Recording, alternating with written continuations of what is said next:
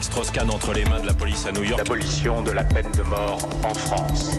C'est l'heure de notre plongée dans les archives d'Europe 1 avec ce matin, un moment historique, le déplacement à Cuba du pape Jean-Paul II.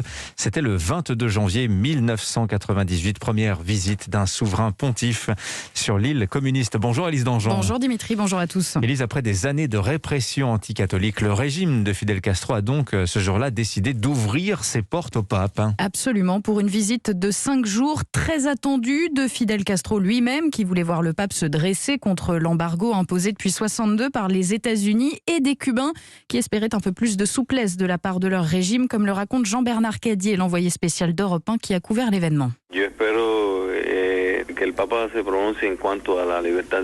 J'espère que le pape va se prononcer pour la liberté d'expression.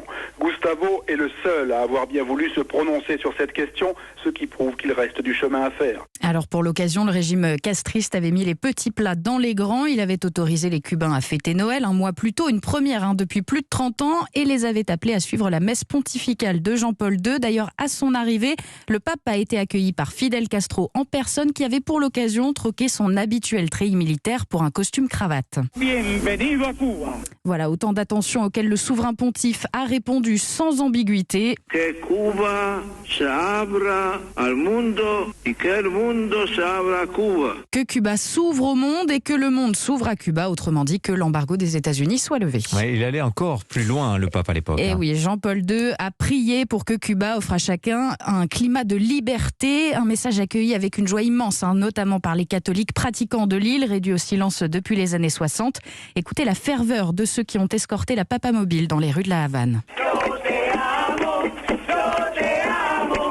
Dios te amo, Dieu t'aime, chante un groupe de catholiques. Il nous apporte un message de paix, de fraternité, d'harmonie et d'amour, tout ce qui nous manque tant.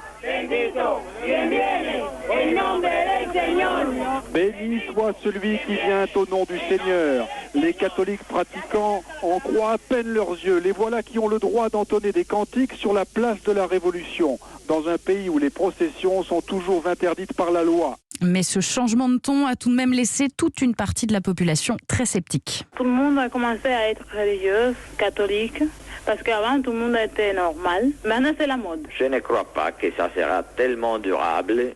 Alors, cette visite du pape va-t-elle changer les choses à Cuba, Élise ? Eh bien oui, elle marque un réel tournant dans l'histoire de l'île. Plusieurs prisonniers politiques et religieux ont été libérés à la demande du Vatican. Noël est resté un jour férié et les relations entre l'église cubaine et le régime se sont progressivement normalisées. Jean-Paul II a également ouvert la voie à ses successeurs, Benoît XVI et le pape François, qui eux aussi ont foulé les terres de l'île communiste. Voilà, Jean-Paul II, le pape, dit-on, qui a vaincu le communisme. Il avait fait la même chose dans la Pologne encore soviétique, et voilà, c'était ce qu'il reproduisait à Cuba en 1998. Merci à vous, Élise Dangean.